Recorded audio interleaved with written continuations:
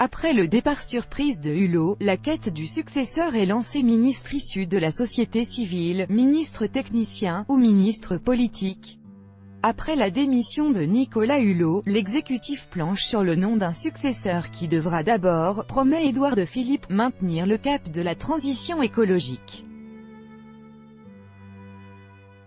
Si Nicolas Hulot avait prévenu qu'il partirait en cas d'échec à imposer ses idées, l'annonce de son départ, en direct à la radio, sans avertir le président de la République et le Premier ministre, a pris tout le monde de court. 2 mois après l'affaire Benalla, et alors que les critiques de l'opposition pleuvent sur les résultats de la politique économique et sociale, le départ du ministre écologiste complique un peu plus la rentrée de l'exécutif. Parmi les noms sur lesquels misaient les observateurs mercredi pour succéder à M.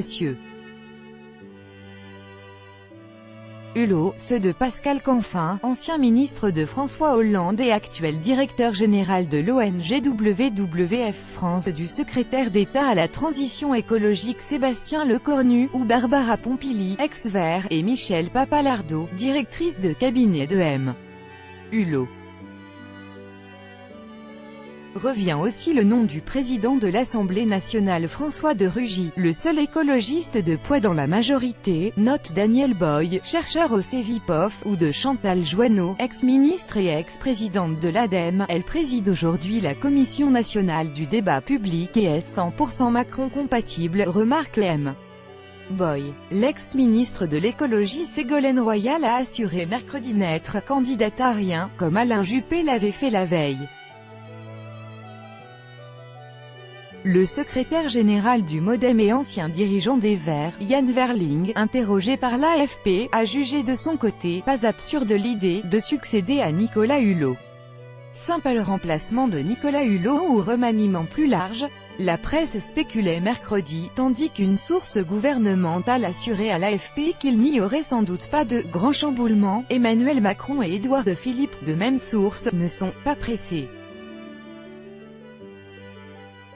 Le mouvement attendu ne devrait pas intervenir avant, au plus tôt, le retour du président de Danemark et de Finlande jeudi en fin de journée.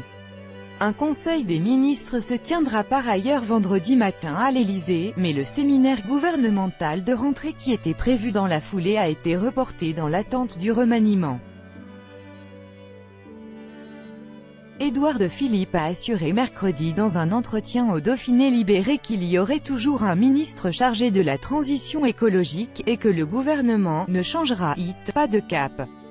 Personne n'est irremplaçable. Le choix est d'autant plus délicat que Nicolas Hulot restait dans plusieurs sondages la personnalité politique préférée des Français, malgré une forte érosion de sa popularité en raison de résultats qui tardaient selon eux à se concrétiser. Personne n'est irremplaçable. Nicolas Hulot a des qualités qui lui sont propres et la personne qui viendra dans ses responsabilités aura aussi des qualités propres, a estimé le délégué général de l'REM Christophe Castaner mercredi sur France 2.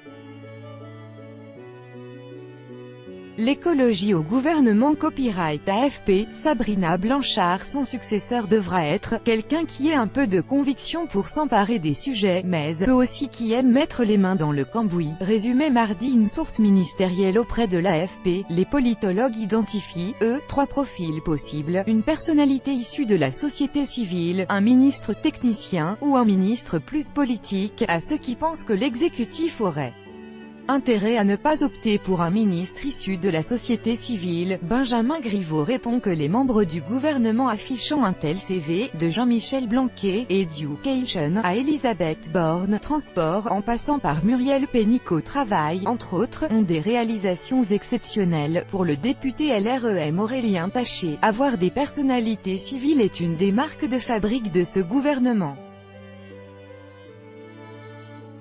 Mais il note aussi dans un tweet qu'il y a assez peu de ministres politiques dans le gouvernement, sur les grands sujets sociétaux. Reste que pour Lucille Schmid, vice-présidente de la fondation La Fabrique écologique, quel que soit le choix final, personne ne sera aussi crédible que Nicolas Hulot. Tout droit de reproduction et de représentation réservé. Copyright 2018, Agence France Presse.